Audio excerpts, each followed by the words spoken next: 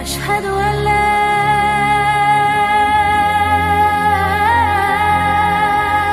إله إلا الله.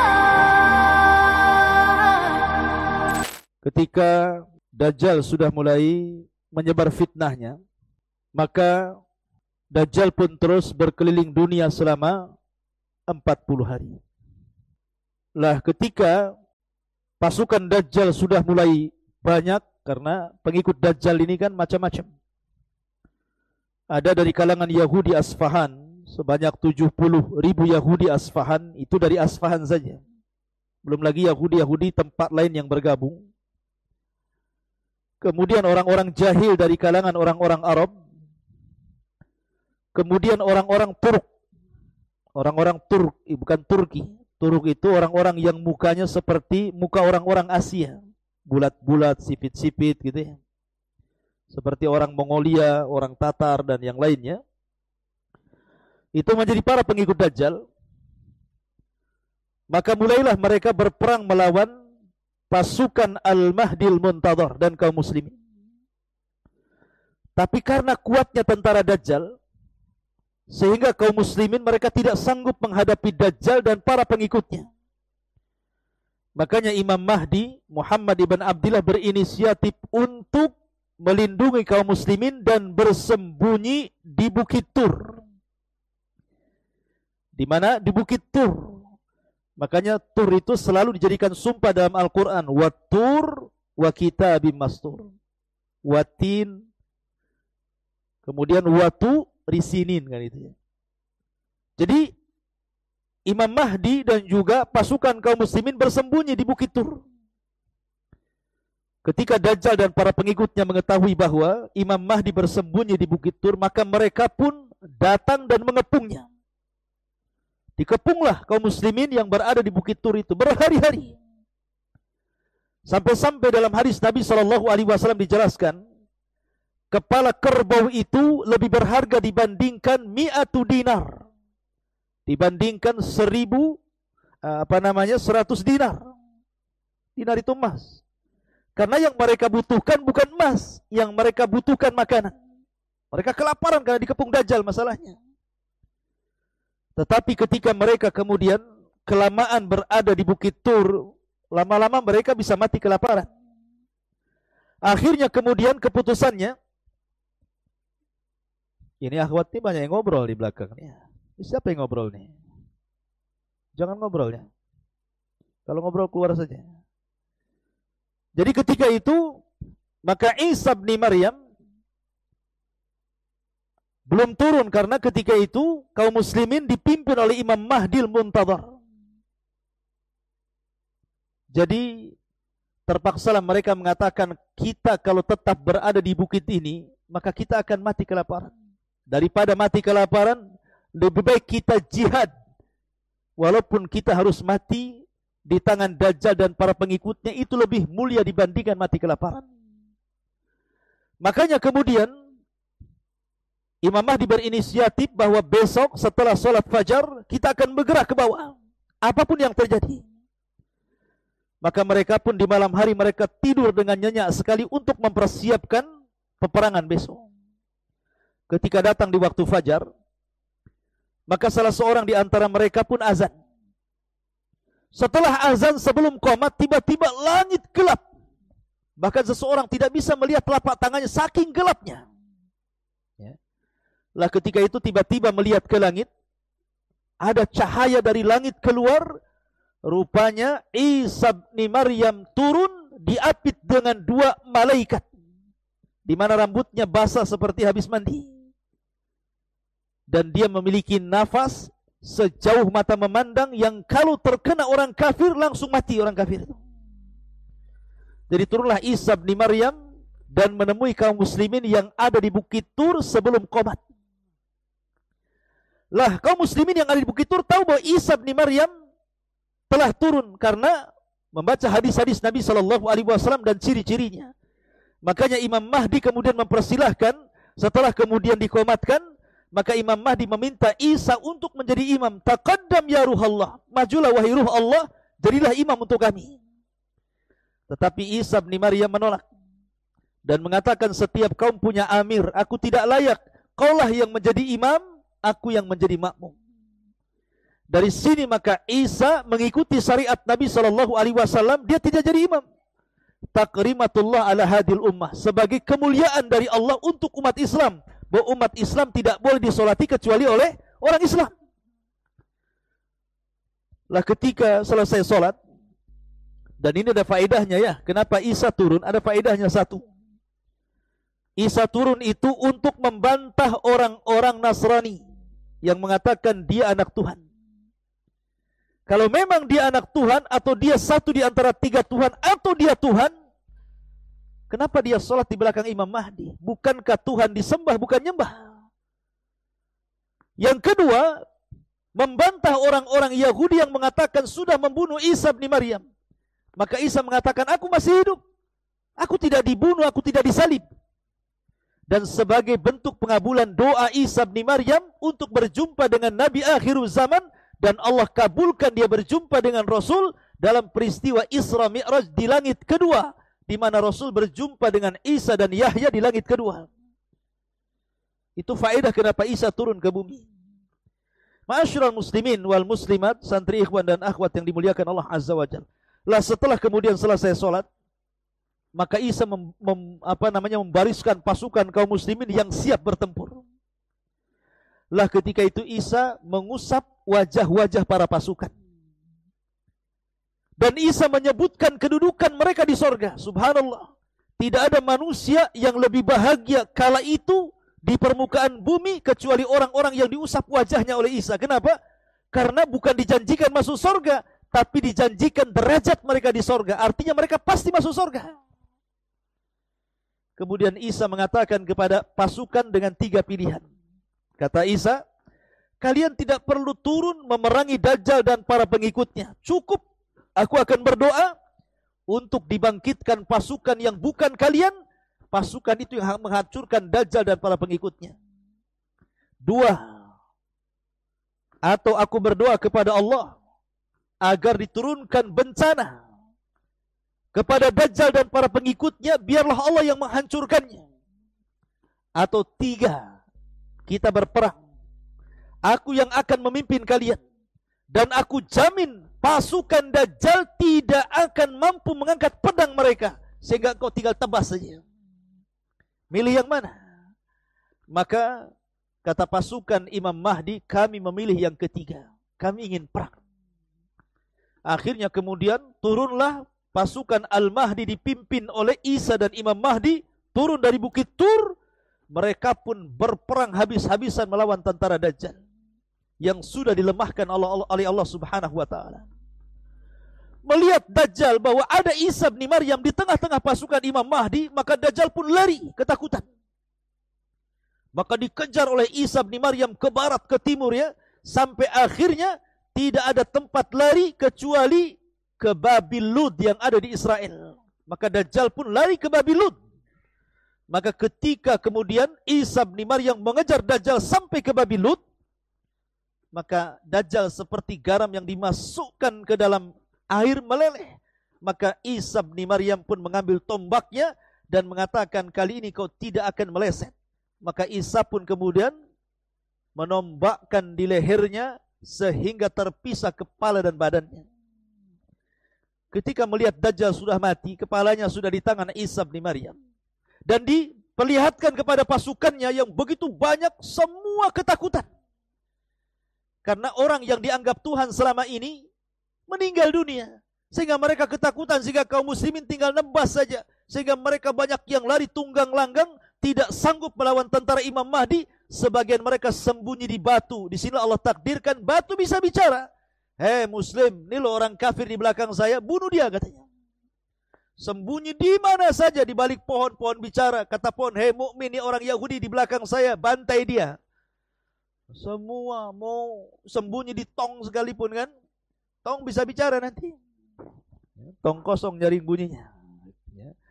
Masyarul muslimin yang dimuliakan Allah Azza wa Jalla, intinya bahwa tidak ada tempat lari kecuali satu pohon yang enggak mau bicara, yang disebut dengan pohon Gharqad namanya. Pohon Gharqad ini Kayak cemara, tapi bukan cemara itu gharqad, tidak. Modelnya kayak cemara. Nah, itulah yang akan melindungi orang-orang Yahudi yang bersembunyi di pohon itu. Makanya orang-orang Israel sekarang lagi nanam pohon gharqad banyak-banyak. Pernah suatu ketika terjadi kebakaran, dikirimi layangan sama orang Palestina, dikasih api, masuk ke hutan gharqad, terbakar semuanya. Ya. Akhirnya nanam lagi, kan gitu. Masyarul muslimin yang dimuliakan Allah Azza wa Jalla, intinya bahwa Isa bin Maryam berhasil membunuh Dajjal, dan pasukan Al-Mahdi pun berhasil mengalahkan pasukan Dajjal, sehingga mereka kocar-kacir, korat-karit, dan tunggang langgang, entah kemana mereka pergi. Maka setelah Dajjal meninggal, maka setelah itu Imam Mahdi meninggal dunia. Imam Mahdi hanya 7 tahun. Ada yang mengatakan 9 tahun dia meninggal dunia. Kemudian digantikan oleh Isa bin Maryam. Kata Nabi, tidak ada kehidupan yang lebih mulia, yang lebih berkah, yang lebih senang dibandingkan ketika Isa hidup di tengah-tengah manusia. Karena bumi ini dihidupkan kembali. Sampai-sampai kata Nabi SAW, pohon delima, buah delima itu besar sekali. Jadi kalau seandainya dimakan isinya, cangkangnya itu, antum bisa masuk 10 orang ke dalamnya. Saking gedenya. Jadi saking buah delima itu gede, kalau habis tuh nggak akan habis lah. Delima segede gitu, cangkangnya saja 10 orang bisa masuk. Cuma antum makan buahnya kan itu ya. Artinya buah delima saja bisa dimakan orang 10. Habis itu bisa untuk naungan, untuk kubah di atasnya. Itu baru delima. Gimana duren? Kan gitu ya. Coba, delimanya saja segede gitu ya, disebutkan sama sabda Nabi. Gimana duren, mangga, jeruk, wow, udah besar-besar semuanya. Sementara orang semakin ke akhir zaman itu semakin kecil-kecil orangnya. Ya. Saking berkahnya bumi itu maksudnya. Sampai-sampai Rasul mempermisalkan seperti buah delima yang sangat besar, yang kalau cangkangnya orang masuk 10 orang itu sudah cukup di dalamnya. Besar sekali itu. Tetapi Allah takdirkan setelah kaum muslimin berada di atas ketenangan, tenang hidupnya penuh dengan berkah. Ketika itu Isa memaksa orang-orang ahli kitab, orang-orang Yahudi dan Nasrani untuk menyerah kalau tidak dibunuh. Karena salah satu tugasnya Isa itu sudah membunuh Dajjal tadi ceritanya, kemudian mematahkan salib, membunuh Dajjal, membunuh babi, kemudian juga meletakkan jizyah. Kalau sekarang kita berperang melawan orang kafir, maka di situ ajak dulu berdakwah, kalau tidak mau bayar jizyah, kalau tidak mau perang. Tapi di akhir zaman tidak ada jizyah, tidak ada upeti. Kau mau masuk Islam atau kubunuh. Nah, itu saja. Jadi sudah tidak ada lagi jizyah. Sehingga akhirnya banyak orang-orang Yahudi dan Nasrani masuk dalam Islam.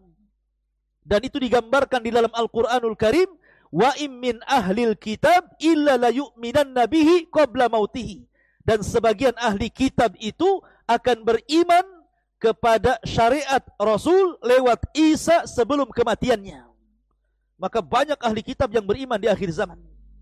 Dan yang tidak mau beriman mereka diperangi.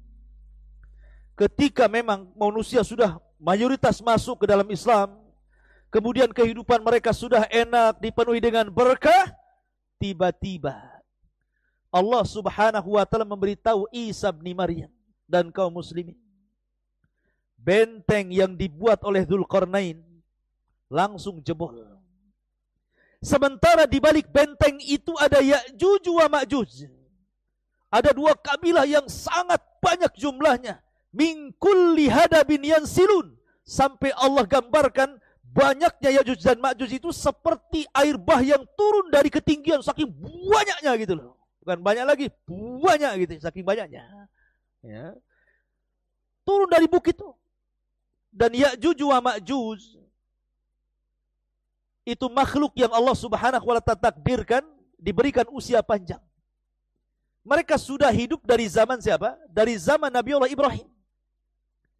Karena menurut saya Ibnu Utsaimin rahimahullahu taala, Al-Imam Utsaimin rahimahullah mengatakan, Ibnu Utsaimin, bahwa Dzulqarnain itu masuk Islam di tangan Nabi Ibrahim dan pernah tawaf bersama Ismail dan juga Ibrahim di Ka'bah.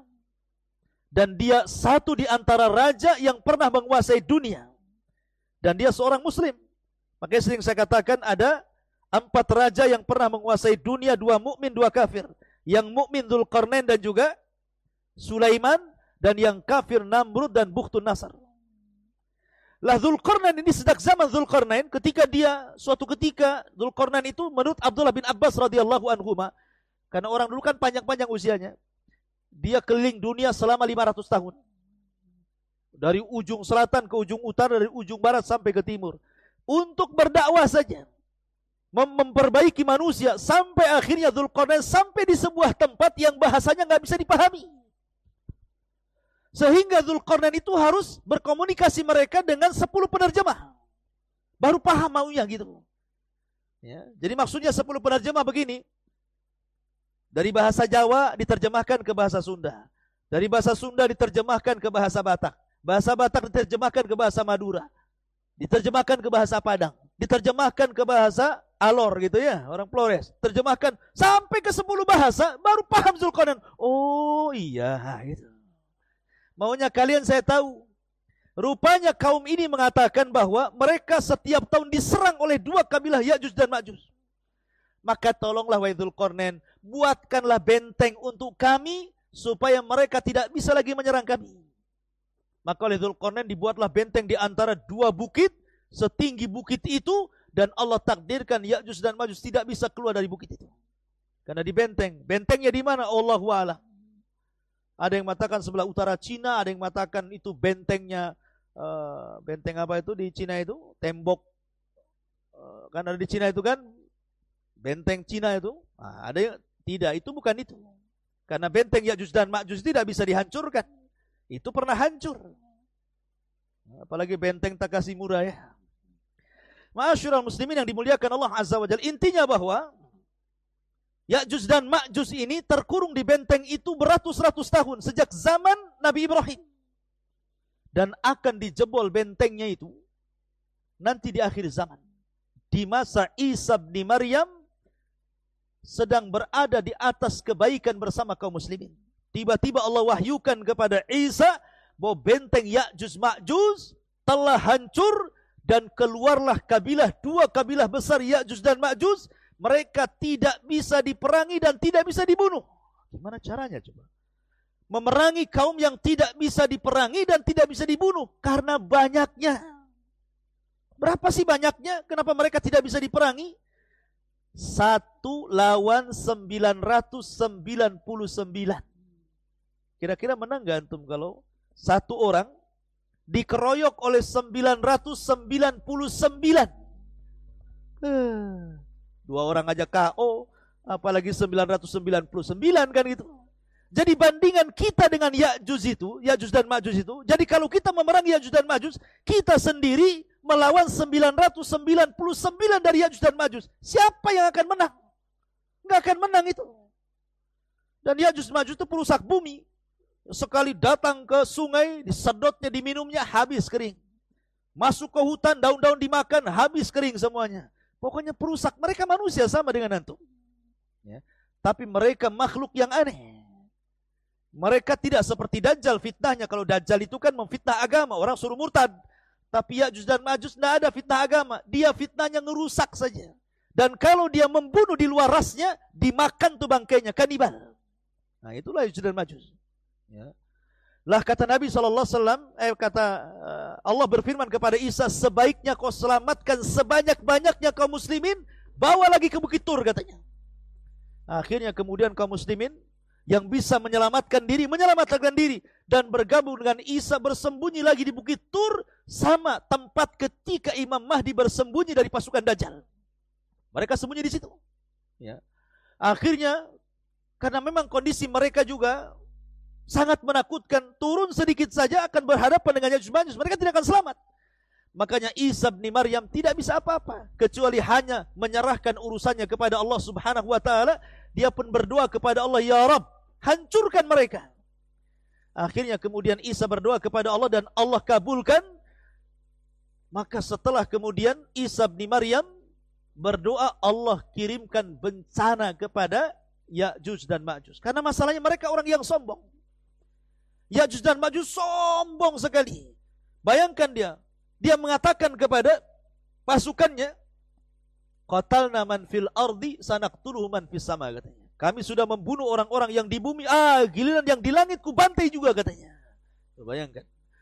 Akhirnya mereka mengarahkan panah tombak mereka, diarahkan ke langit, dilesatkan ke langit. Seberapalah jauhnya orang manah ke langit? Mesti balik lagi gitu kan. Tetapi Allah takdirkan istidraj. Panah itu melesat, tidak turun-turun. Sampai menembus awan. Tombaknya sampai menembus awan, sampai nggak kelihatan. Padahal Allah hendak memberikan ujian kepada Ya'juj. Allah sedot panah-panahnya sampai ke langit. Kemudian Allah buat ada lumuran darah di ujung-ujungnya. Kemudian dibalikkan ke bumi. Dikiranya darah-darahnya orang-orang yang ada atau malaikat-malaikat yang ada di langit. Padahal itu istidraj, tipuan Allah Subhanahu wa taala. Fayakiduna kaida. Mereka hendak menipu Allah, tidak. Allah itu lebih hebat makarnya. Wa yamkuruna wa yamkurullah wallahu khairul makirin. Allah lebih hebat makarnya dibandingkan mereka. Dibalikan tuh panah tombaknya. Langsung mereka makin sombong. Sekarang sudah nggak ada lagi musuh kami. Yang di bumi sudah habis, yang di langit sudah habis. Mana lagi katanya kan? Karena kesombongan itulah ketika mereka sedang nyenyak tidur, Allah kirimkan nagaf. Dalam riwayat Bukhari Allah kirimkan nagaf. Nagaf itu ulat. Ulat di mana-mana. Ulat bulu. Bukan ulat ya. Ulat di mana-mana dan ulat itu kemudian menggigit tengkuknya. Tengkuk sebelah sini digigitnya dan dia bisa masuk ke dalam kepalanya. Ketika satu Ya'juj wa Ma'juj pemimpinnya mati, maka sama dengan orang yang mematikan gardu listrik. Sekali mati, mati semua. Nah, kayak tadi mati kan? Mati semua. Satu mati, mati semua. Subhanallah. Bukan ini dulu mati, besoknya ini, lusanya ini, minggu depan ini. Enggak. Ya. Ketika satu pimpinannya mati oleh nagaf itu, semua mati. Coba antum bayangkan berapalah bangkainya Ya'juj dan Ma'juj itu. Setiap satu jengkal di bumi ada bangkainya. Yang untung siapa? Yang untung binatang pemakan bangkai. Gemuk-gemuk lah dia. Dimakan sama binatang itu. Ya. Dari situ Isa bin Maryam kewalahan. Ini bisa meracuni, membawa wabah. Kalau bangkai tidak dikuburkan, bisa bawa penyakit, wabah. Makanya Isa bin Maryam berdoa lagi, ya Allah bersihkan bumi dari jasad mereka. Akhirnya Allah kirimkan burung sebesar unta. Bukan burung unta. Burung sebesar unta. Kemudian mengambil jasad itu dilempar entah berantah kemana, yang mengatakan ke lautan. Akhirnya bumi pun bersih. Setelah bersih tentu masih ada sisa-sisa kan. Namanya bangkai gitu. Pasti ada sisa-sisa. Maka Isa berdoa lagi. Akhirnya Allah turunkan hujan deras-derasnya. Satu bumi Allah turunkan hujan. Akhirnya hujan itu membawa sisa-sisa bangkai ke lautan. Kemudian bumi pun kembali subur. Kemudian ternak-ternak kembali gemuk. Kaum muslimin turun dari bukit. Dan mereka pun kembali hidup normal. Dan hidup di atas kebahagiaan. Maka di sini menunjukkan bahwa Isa hidup di tanda dua kiamat besar. Pertama Dajjal. Yang kedua Ya'juj wa Ma'juj. Ma'asyiral muslimin wal muslimat, santri ikhwan dan akhwat yang dimuliakan Allah Azza wa Jalla. Maka selepas kejadian ini Isa hidup bersama kaum muslimin, akhirnya Isa pun wafat. Mulailah kaum muslimin karena Isa wafat, mulai mereka jadi jahat lagi. Yang tetap beriman, yang jahat jadi jahat lagi, yang kufur jadi kufur lagi. Ini ujian. Ya. Maka selepas itu karena sudah tidak ada lagi yang membimbing mereka, Imam Mahdi sudah meninggal, Isa sudah meninggal. Maka kaum muslimin terbagi belah menjadi dua. Ada yang tetap mukmin, ada yang kemudian jadi kafir lagi, yang jahat jadi jahat. Akhirnya Allah Subhanahu wa taala ingatkan mereka. Dengan cara apa? Dikirimnya dukhan. Dukhan itu asap gelap dari langit. Dikirim dukhan. Makanya Allah Subhanahu wa taala disebutkan dalam Al-Qur'an ada namanya suratul dukhan. Ada namanya surah Ad-Dukhan. Nah, surah Dukhan ini salah satu tanda dari tanda-tanda kiamat besar. Allah ingin nyadarkan mereka yang kufur agar kembali ke beriman. Tetapi Dukhan ini tidak menyadarkan mereka, nyadar sesaat. Ketika yang menghirupnya orang yang beriman paling tinggi pilek. Tapi kalau yang menghirupnya orang kafir bisa kesakitan, bahkan sebagainya mati. Maka mereka pun berdoa agar Dukhan ini diangkat. Akhirnya kemudian dukhon pun diangkat, tapi Allah takdirkan setelah dukhon diangkat tetap saja mereka kufur. Ini sudah peringatan pertama ya. Mereka tetap kufur. Ketika mereka sedang nyenyak-nyenyak tertidur, kemudian datang waktu subuh, yang beriman kemudian bangun mereka sholat subuh, yang sudah kufur dan kafir mereka malah tidur. Ditunggu di waktu jam 6 harusnya matahari terbit, tidak terbit juga. Ditunggu waktu zuhur, tidak terbit juga. Ditunggu waktu asar, tidak terbit juga. Ditunggu waktu maghrib, harusnya matahari tenggelam, matahari muncul dari arah barat. Ketika matahari muncul dari arah barat, tidak ada satupun tobat manusia diterima. Karena tobat itu 2 syarat. Pertama, jangan sampai nyawa di tenggorokan. Yang kedua, jangan sampai terbitnya matahari dari arah barat. Sebab kalau terjadi ini, terbit matahari dari barat, maka orang yang tobat tidak akan diterima. Walaupun penyembah berhala dibuang berhalanya sekalipun percuma. Para dai resign, sudah tidak ada berdakwah. Kayak saya kayak gini percuma kalau sudah matahari dari arah barat. Apa yang akan bermanfaat? Tobat seseorang ditolak. Ya. Makanya Nabi SAW mengatakan 3 perkara kalau muncul tidak manfaat lagi imannya. Salah satunya adalah ghurubus syamsi min maghribiha, munculnya matahari dari arah barat. Maka selang 1-2 hari dari kejadian matahari terbit dari arah barat, kemudian hari ketiga, hari keempat normal kembali terbit dari arah timur, tiba-tiba muncul binatang yang disebut dengan dabatun minal ar. Dari perut bumi keluar binatang, bisa bicara. Kemudian menstempel manusia. Yang mukmin stempel mukmin di jidatnya, bercahaya. Yang kafir stempel hidungnya gosong. Maka ketika itu orang mukmin dan kafir bisa dibedakan dengan stempel. Mukmin kafir, yang jidatnya bercahaya mukmin, jidatnya gosong kafir. Sehingga ketika itu nama tidak lagi digunakan. Yang ada hanya mukmin dan kafir dan tidak tersinggung sama dengan yang lain. Enggak tersinggung. Mau kemana mukmin gitu ya? Mau ke pasar fir gitu. Karena masalah. Karena sudah tidak ada lagi nama. Yang ada mukmin kafir saja. Mau kemana fir? Mau mandi min gitu. Ini begitu mereka. Ya. Karena sudah distempel. Lah ketika sudah binatang ini tidak ada, sampai binatang ini nunggu di luar masjid. Ada orang sholat, Allahu Akbar. Percuma sholatnya. Tiba-tiba keluar masjid, kata binatang ini, al-an tusalli, kau sekarang mau sholat? Dulu kemana kau tak sholat, katanya. Percuma sholatnya. Sampai akhirnya satu dunia distempel mukmin dan kafir. Akhirnya Allah Subhanahu wa ta'ala hilangkan binatang ini. Maka ketika itu mendekati kiamat besar. Kalau sudah muncul dabatun minal ar, berarti akan terjadi kiamat besar. Maka ketika itu Allah Subhanahu wa ta'ala munculkan api dari 2 arah. Pertama Aden Yaman, yang kedua Hijaz Madinah dan Mekah dan sekitarnya. Itu disebut negeri Hijaz. Dari 2 laut, Aden dan laut Hijaz, keluar api. Ya. Dan api ini menggiring manusia. Setiap yang kena api terbakar, tapi tidak membakar manusia, hanya menggiring saja. Satu dunia digiringi oleh api itu. Sehingga akhirnya manusia meringsak, akhirnya menghindari api. Tidak sadar akhirnya mereka pun sampai di Syam. Satu dunia akan kumpul di Syam. Setelah mereka ada di Syam, dikelilingi api. Mereka tidak bisa kemana-mana. Nah disitulah Nabi SAW mengatakan, narun yakhruju min ardi Syam, min ardi Adnin, yutradun nas ila mahsyarihim. Kata Rasul, api yang keluar dari perut Aden, dan menurut penelitian NASA, memang di Aden Yaman itu ada burkan di dalamnya. Persis seperti sabda Nabi SAW. Jadi akhir zaman itu akan keluar burkan itu.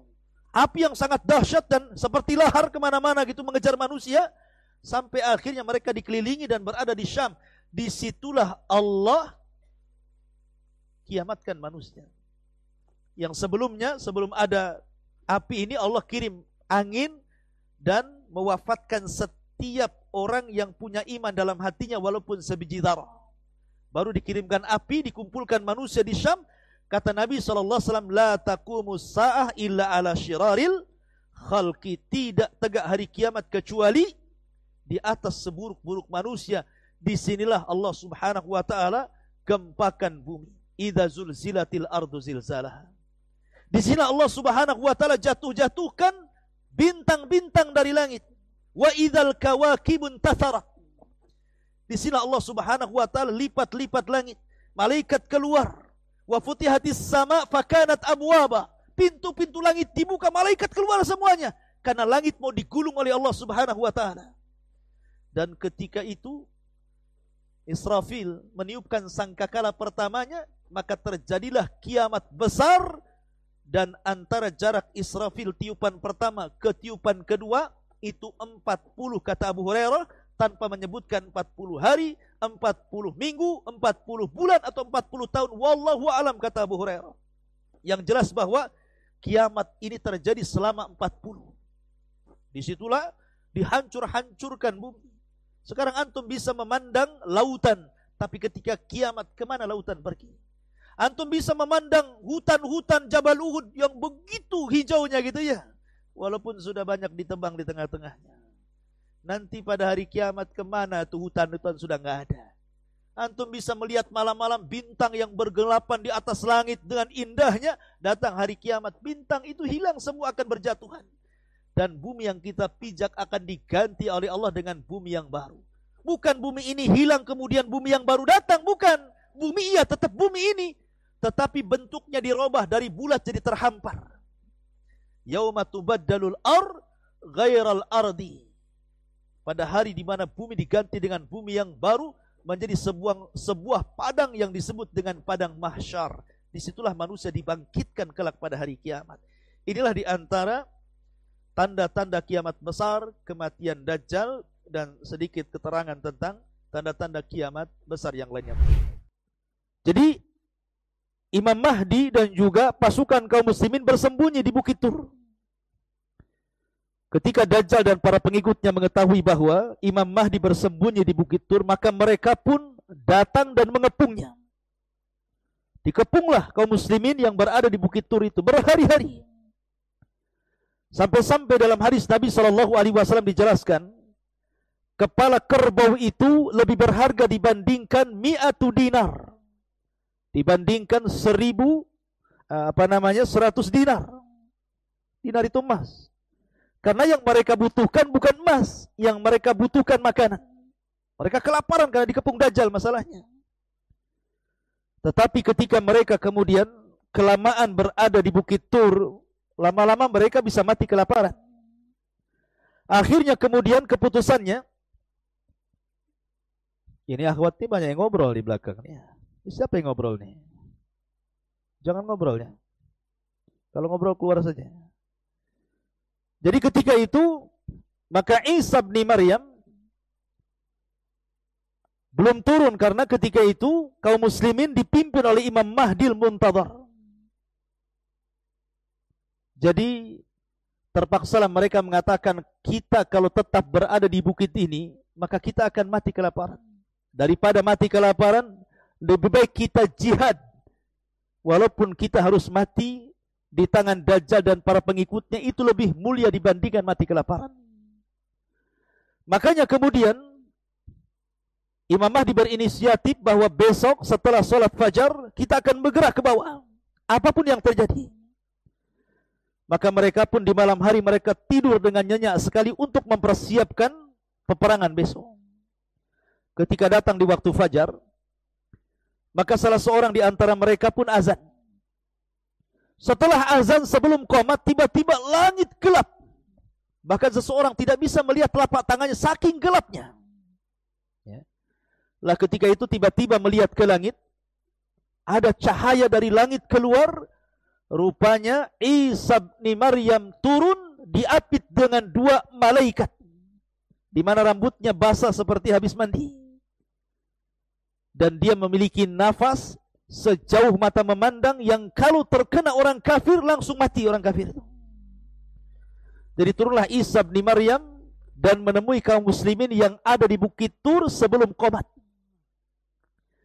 Lah kaum muslimin yang ada di Bukit Tur tahu bahwa Isa bin Maryam telah turun karena membaca hadis-hadis Nabi SAW dan ciri-cirinya. Makanya Imam Mahdi kemudian mempersilahkan setelah kemudian dikomatkan, Maka Imam Mahdi meminta Isa untuk menjadi imam. Taqaddam ya ruhallah. Majulah wahai ruh Allah, jadilah imam untuk kami. Tetapi Isa bin Maryam menolak dan mengatakan, setiap kaum punya amir, aku tidak layak. Kaulah yang menjadi imam, aku yang menjadi makmum. Dari sini maka Isa mengikuti syariat Nabi SAW, dia tidak jadi imam. Takrimatullah ala hadil ummah, sebagai kemuliaan dari Allah untuk umat Islam, bahwa umat Islam tidak boleh disolati kecuali oleh orang Islam. Lah ketika selesai solat, dan ini ada faedahnya ya, kenapa Isa turun, ada faedahnya satu. Isa turun itu untuk membantah orang-orang Nasrani yang mengatakan dia anak Tuhan.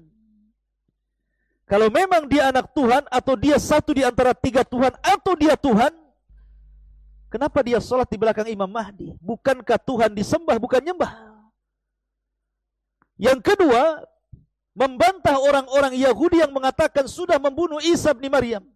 Maka Isa mengatakan, aku masih hidup. Aku tidak dibunuh, aku tidak disalib. Dan sebagai bentuk pengabulan doa Isa bin Maryam untuk berjumpa dengan Nabi akhir zaman, dan Allah kabulkan dia berjumpa dengan Rasul dalam peristiwa Isra Mi'raj di langit kedua, di mana Rasul berjumpa dengan Isa dan Yahya di langit kedua. Itu faedah kenapa Isa turun ke bumi. Ma'asyiral muslimin wal muslimat, santri ikhwan dan akhwat yang dimuliakan Allah Azza wa Jalla. Lah setelah kemudian selesai sholat, maka Isa membariskan pasukan kaum muslimin yang siap bertempur. Lah ketika itu Isa mengusap wajah-wajah para pasukan. Dan Isa menyebutkan kedudukan mereka di sorga. Subhanallah. Tidak ada manusia yang lebih bahagia kala itu di permukaan bumi kecuali orang-orang yang diusap wajahnya oleh Isa. Kenapa? Karena bukan dijanjikan masuk sorga, tapi dijanjikan derajat mereka di sorga. Artinya mereka pasti masuk sorga. Kemudian Isa mengatakan kepada pasukan dengan tiga pilihan. Kata Isa, kalian tidak perlu turun memerangi Dajjal dan para pengikutnya. Cukup, aku akan berdoa untuk dibangkitkan pasukan yang bukan kalian. Pasukan itu yang menghancurkan Dajjal dan para pengikutnya. Dua, atau aku berdoa kepada Allah agar diturunkan bencana kepada Dajjal dan para pengikutnya, biarlah Allah yang menghancurkannya. Atau tiga, kita berperang. Aku yang akan memimpin kalian. Dan aku jamin pasukan Dajjal tidak akan mampu mengangkat pedang mereka. Sehingga kau tinggal tebas saja. Milih yang mana? Maka kata pasukan Imam Mahdi, kami memilih yang ketiga. Kami ingin perang. Akhirnya kemudian turunlah pasukan Al-Mahdi dipimpin oleh Isa dan Imam Mahdi. Turun dari Bukit Tur. Mereka pun berperang habis-habisan melawan tentara Dajjal yang sudah dilemahkan oleh Allah Subhanahu wa taala. Melihat Dajjal bahwa ada Isa bin Maryam di tengah-tengah pasukan Imam Mahdi, maka Dajjal pun lari ketakutan. Maka dikejar oleh Isa bin Maryam ke barat, ke timur ya, sampai akhirnya tidak ada tempat lari kecuali ke Babil Lud yang ada di Israel. Maka Dajjal pun lari ke Babil Lud. Maka ketika kemudian Isa bin Maryam mengejar Dajjal sampai ke Babil Lud, maka Dajjal seperti garam yang dimasukkan ke dalam air meleleh. Maka Isa bin Maryam pun mengambil tombaknya dan mengatakan, kali ini kau tidak akan meleset. Maka Isa pun kemudian menombakkan di lehernya sehingga terpisah kepala dan badannya. Ketika melihat Dajjal sudah mati, kepalanya sudah di tangan Isa bin Maryam. Dan diperlihatkan kepada pasukannya yang begitu banyak, semua ketakutan. Karena orang yang dianggap Tuhan selama ini meninggal dunia. Sehingga mereka ketakutan, sehingga kaum muslimin tinggal nebas saja. Sehingga mereka banyak yang lari tunggang langgang, tidak sanggup melawan tentara Imam Mahdi. Sebagian mereka sembunyi di batu. Di sini Allah takdirkan batu bisa bicara. Hei muslim, ini loh orang kafir di belakang saya, bunuh dia katanya. Sembunyi di mana saja, di balik pohon-pohon bicara. Kata pohon, hei mukmin, ini orang Yahudi di belakang saya, bantai dia. Semua mau sembunyi di tong sekalipun kan. Tong bisa bicara nanti. Tong kosong nyaring bunyinya. Masyarul muslimin yang dimuliakan Allah Azza wa Jalla. Intinya bahwa tidak ada tempat lari kecuali satu pohon yang nggak mau bicara, yang disebut dengan pohon Gharqad namanya. Pohon Gharqad ini kayak cemara, tapi bukan cemara itu Gharqad, tidak. Modelnya kayak cemara. Nah, itulah yang akan melindungi orang-orang Yahudi yang bersembunyi di pohon itu. Makanya orang-orang Israel sekarang lagi nanam pohon Gharqad banyak-banyak. Pernah suatu ketika terjadi kebakaran, dikirimi layangan sama orang Palestina, dikasih api, masuk ke hutan Gharqad, terbakar semuanya. Ya. Akhirnya nanam lagi, kan gitu. Masyarul muslimin yang dimuliakan Allah Azza wa Jalla, intinya bahwa Isa bin Maryam berhasil membunuh Dajjal, dan pasukan Al-Mahdi pun berhasil mengalahkan pasukan Dajjal, sehingga mereka kocar-kacir, korat-karit, dan tunggang langgang, entah kemana mereka pergi. Maka setelah Dajjal meninggal, maka setelah itu Imam Mahdi meninggal dunia. Imam Mahdi hanya 7 tahun. Ada yang mengatakan 9 tahun dia meninggal dunia. Kemudian digantikan oleh Isa bin Maryam. Kata Nabi, tidak ada kehidupan yang lebih mulia, yang lebih berkah, yang lebih senang dibandingkan ketika Isa hidup di tengah-tengah manusia. Karena bumi ini dihidupkan kembali. Sampai-sampai kata Nabi SAW, pohon delima, buah delima itu besar sekali. Jadi kalau seandainya dimakan isinya, cangkangnya itu, antum bisa masuk 10 orang ke dalamnya. Saking gedenya. Jadi saking buah delima itu gede, kalau habis tuh nggak akan habis lah. Delima segede gitu, cangkangnya saja 10 orang bisa masuk. Cuma antum makan buahnya kan itu ya. Artinya buah delima saja bisa dimakan orang 10. Habis itu bisa untuk naungan, untuk kubah di atasnya. Itu baru delima.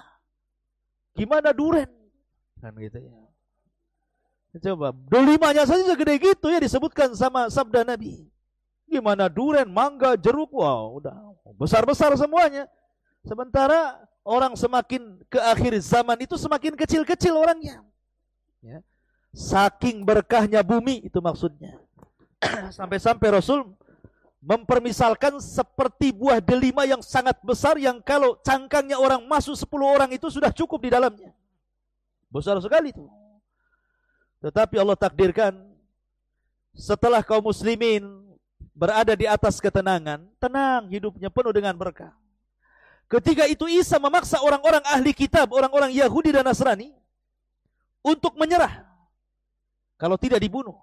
Karena salah satu tugasnya Isa itu sudah membunuh Dajjal tadi ceritanya.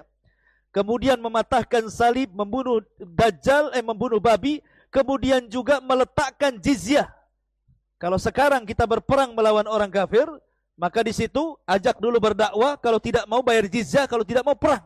Tapi di akhir zaman tidak ada jizyah, tidak ada upeti. Kau mau masuk Islam atau kubunuh. Nah, itu saja. Jadi sudah tidak ada lagi jizyah. Sehingga akhirnya banyak orang-orang Yahudi dan Nasrani masuk dalam Islam. Dan itu digambarkan di dalam Al-Quranul Karim. Wa im min ahlil kitab illa la yu'minanna bihi qabla mautihi.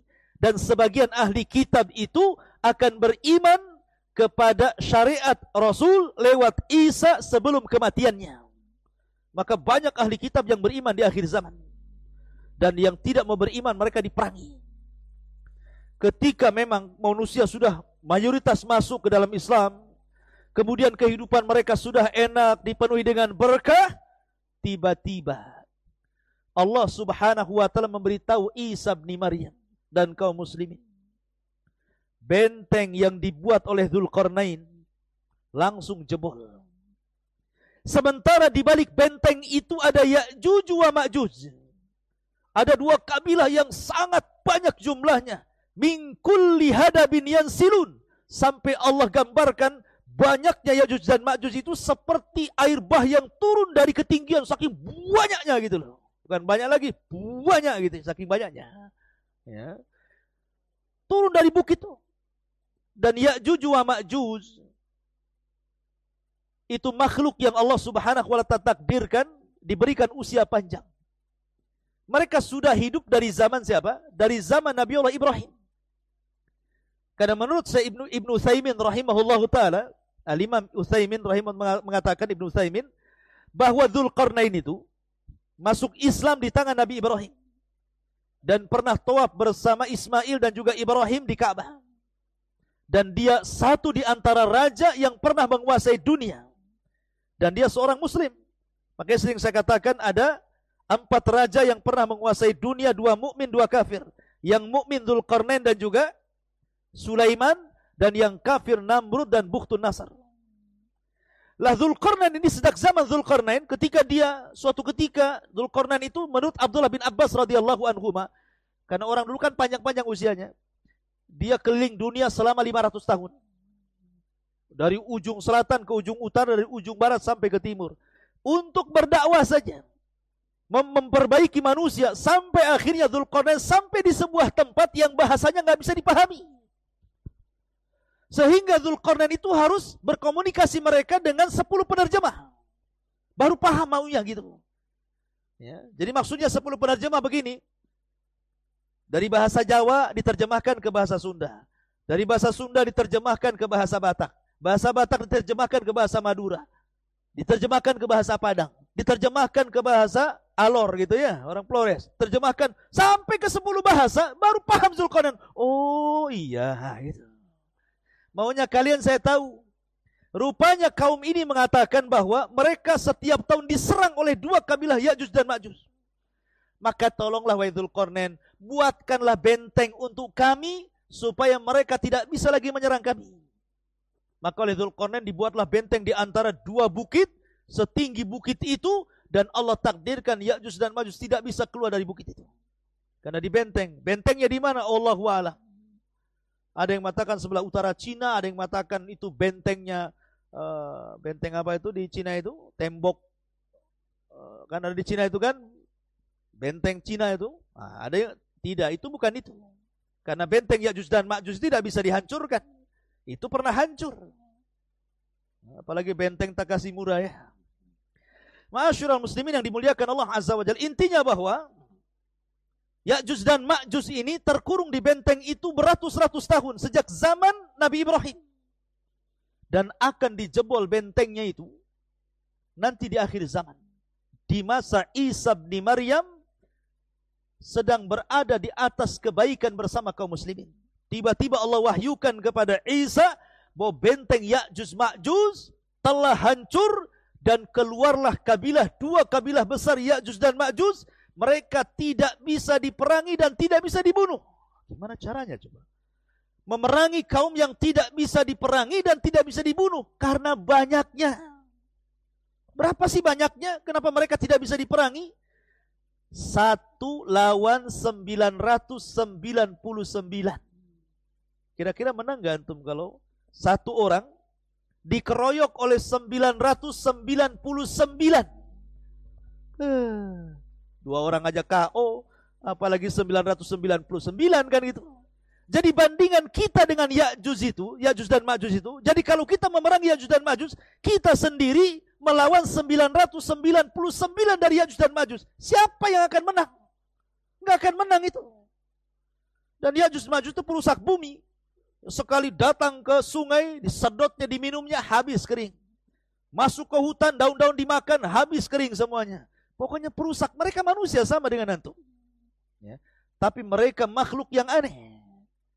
Mereka tidak seperti Dajjal fitnahnya. Kalau Dajjal itu kan memfitnah agama. Orang suruh murtad. Tapi Ya'juj dan Ma'juj tidak ada fitnah agama. Dia fitnahnya ngerusak saja. Dan kalau dia membunuh di luar rasnya, dimakan tuh bangkainya. Kanibal. Nah itulah Ya'juj dan Ma'juj. Ya. Lah kata Nabi SAW, Allah berfirman kepada Isa, sebaiknya kau selamatkan sebanyak-banyaknya kaum muslimin, bawa lagi ke Bukit Tur katanya. Akhirnya kemudian kaum muslimin yang bisa menyelamatkan diri dan bergabung dengan Isa bersembunyi lagi di Bukit Tur, sama tempat ketika Imam Mahdi bersembunyi dari pasukan Dajjal.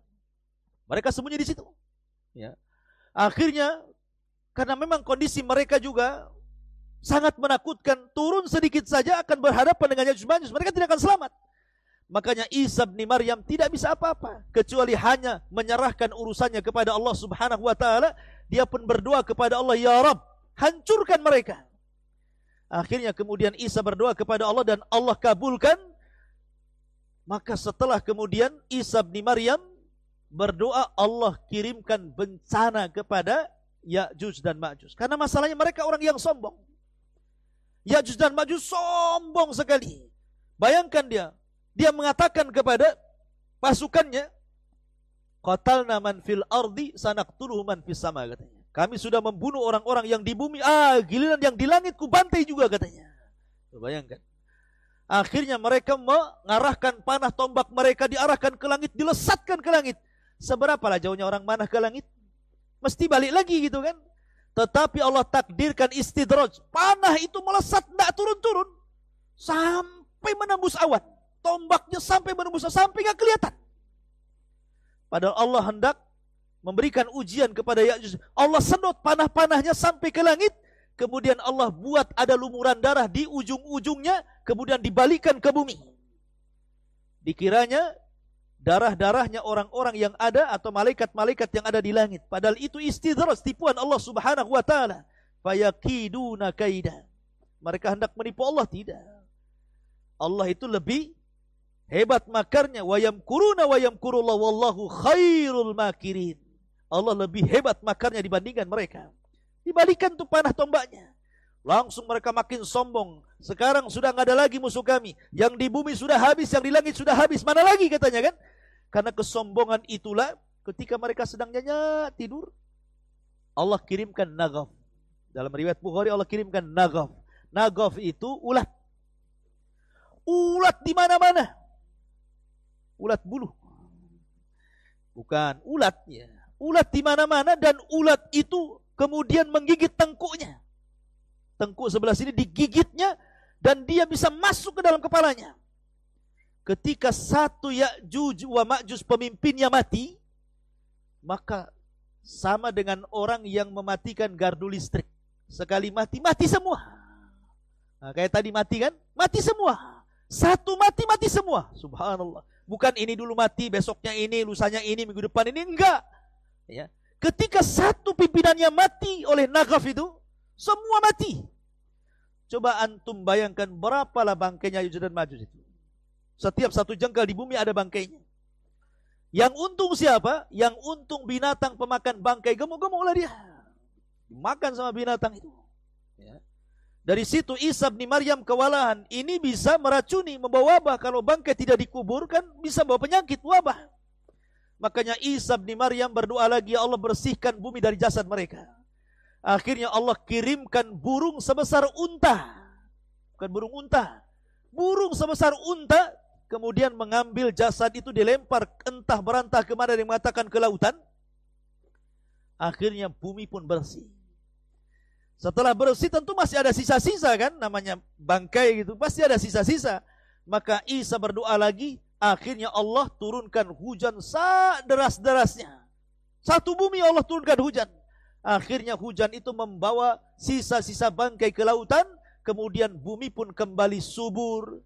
Kemudian ternak-ternak kembali gemuk. Kaum muslimin turun dari bukit. Dan mereka pun kembali hidup normal.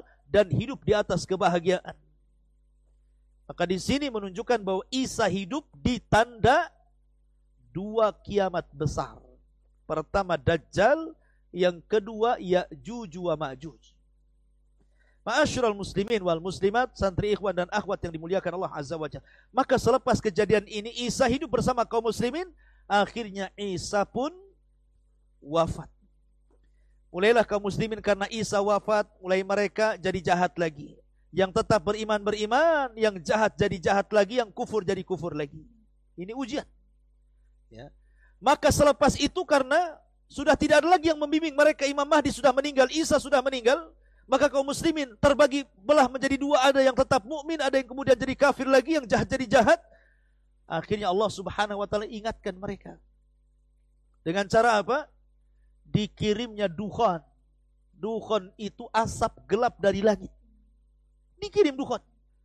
Makanya Allah Subhanahu wa taala disebutkan dalam Al-Qur'an ada namanya suratul dukhan. Ada namanya surah Ad-Dukhan. Nah, surah Dukhan ini salah satu tanda dari tanda-tanda kiamat besar. Allah ingin nyadarkan mereka yang kufur agar kembali ke beriman.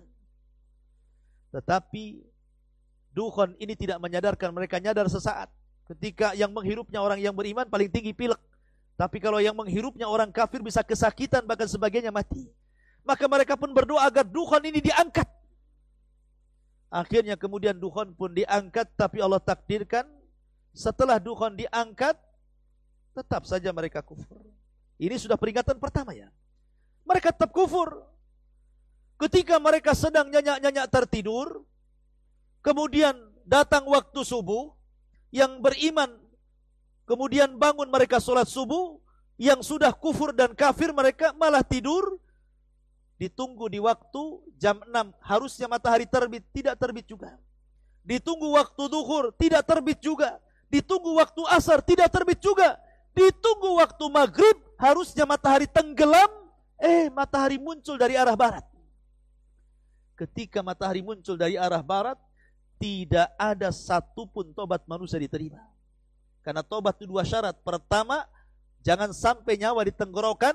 Yang kedua, jangan sampai terbitnya matahari dari arah barat. Sebab kalau terjadi ini, terbit matahari dari barat, maka orang yang tobat tidak akan diterima. Walaupun penyembah berhala dibuang berhalanya sekalipun percuma.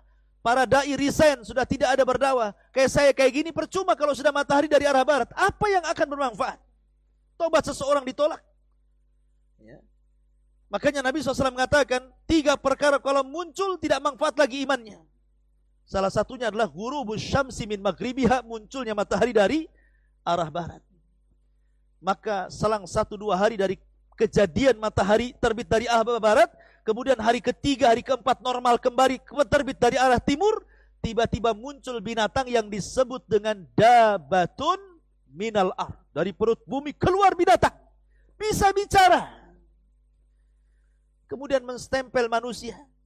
Yang mukmin stempel mukmin di jidatnya, bercahaya. Yang kafir stempel hidungnya gosong. Maka ketika itu orang mukmin dan kafir bisa dibedakan dengan stempel. Mukmin kafir, yang jidatnya bercahaya mukmin, jidatnya gosong kafir. Sehingga ketika itu nama tidak lagi digunakan. Yang ada hanya mukmin dan kafir, dan tidak tersinggung sama dengan yang lain. Enggak tersinggung. Mau kemana min gitu ya? Mau ke pasar fir gitu. Karena masalah. Karena sudah tidak ada lagi nama. Yang ada mukmin kafir saja. Mau kemana fir? Mau mandi min gitu. Jadi begitu mereka. Ya. Karena sudah distempel. Lah ketika sudah binatang ini tidak ada, sampai binatang ini nunggu di luar masjid. Ada orang sholat, Allahu Akbar, percuma sholatnya. Tiba-tiba keluar masjid, kata binatang ini, al-an tusalli, kau sekarang mau sholat? Dulu kemana kau tak sholat? Katanya. Percuma sholatnya. Sampai akhirnya satu dunia distempel mukmin dan kafir. Akhirnya Allah Subhanahu wa ta'ala hilangkan binatang ini. Maka ketika itu mendekati kiamat besar. Kalau sudah muncul dabatun minal ar, berarti akan terjadi kiamat besar. Maka ketika itu Allah Subhanahu wa ta'ala munculkan api dari 2 arah. Pertama Aden Yaman, yang kedua Hijaz Madinah dan Mekah dan sekitarnya. Itu disebut negeri Hijaz. Dari 2 laut, Aden dan laut Hijaz, keluar api. Ya. Dan api ini menggiring manusia. Setiap yang kena api terbakar, tapi tidak membakar manusia, hanya menggiring saja. Satu dunia digiringi oleh api itu. Sehingga akhirnya manusia meringsak, akhirnya menghindari api, tidak sadar akhirnya mereka pun sampai di Syam. Satu dunia akan kumpul di Syam. Setelah mereka ada di Syam, dikelilingi api. Mereka tidak bisa kemana-mana. Nah disitulah Nabi SAW mengatakan, narun yakhruju min ardi Syam, min ardi Adnin, yutradun nas ila mahsyarihim. Kata Rasul, api yang keluar dari perut Aden. Dan menurut penelitian NASA, memang di Aden Yaman itu ada burkan di dalamnya. Persis seperti sabda Nabi SAW. Jadi akhir zaman itu akan keluar burkan itu. Api yang sangat dahsyat dan seperti lahar kemana-mana gitu mengejar manusia. Sampai akhirnya mereka dikelilingi dan berada di Syam. Disitulah Allah kiamatkan manusia. Yang sebelumnya, sebelum ada api ini, Allah kirim angin dan mewafatkan setiap orang yang punya iman dalam hatinya walaupun sebiji darah. Baru dikirimkan api, dikumpulkan manusia di Syam. Kata Nabi SAW, la taqumus sa'ah illa ala syiraril khalqi. Tidak tegak hari kiamat kecuali di atas seburuk-buruk manusia. Disinilah Allah Subhanahu wa ta'ala gempakan bumi. Idza zulzilatil ardu zilzalaha. Di sini Allah Subhanahu wa ta'ala jatuhkan bintang-bintang dari langit. Wa idzal kawakibun tatharat. Di sini Allah Subhanahu wa ta'ala lipat-lipat langit. Malaikat keluar. Wa futihatis sama fakanat abwaba. Pintu-pintu langit dibuka, malaikat keluar semuanya. Karena langit mau digulung oleh Allah Subhanahu wa ta'ala. Dan ketika itu Israfil meniupkan sangkakala pertamanya, maka terjadilah kiamat besar. Dan antara jarak Israfil tiupan pertama ke tiupan kedua itu 40 kata Abu Hurairah, tanpa menyebutkan 40 hari, 40 minggu, 40 bulan atau 40 tahun. Wallahu alam, kata Abu Hurairah. Yang jelas bahwa kiamat ini terjadi selama 40. Disitulah dihancur-hancurkan bumi. Sekarang antum bisa memandang lautan, tapi ketika kiamat kemana lautan pergi? Antum bisa memandang hutan-hutan Jabal Uhud yang begitu hijaunya gitu ya, walaupun sudah banyak ditebang di tengah-tengahnya. Nanti pada hari kiamat kemana tuh hutan-hutan sudah nggak ada. Antum bisa melihat malam-malam bintang yang bergelapan di atas langit dengan indahnya. Datang hari kiamat, bintang itu hilang semua, akan berjatuhan. Dan bumi yang kita pijak akan diganti oleh Allah dengan bumi yang baru. Bukan bumi ini hilang kemudian bumi yang baru datang, bukan. Bumi iya tetap bumi ini, tetapi bentuknya dirubah dari bulat jadi terhampar. Yauma tubaddalul ard ghairal ardi. Pada hari di mana bumi diganti dengan bumi yang baru, menjadi sebuah padang yang disebut dengan padang mahsyar. Disitulah manusia dibangkitkan kelak pada hari kiamat. Inilah di antara tanda-tanda kiamat besar, kematian Dajjal, dan sedikit keterangan tentang tanda-tanda kiamat besar yang lainnya.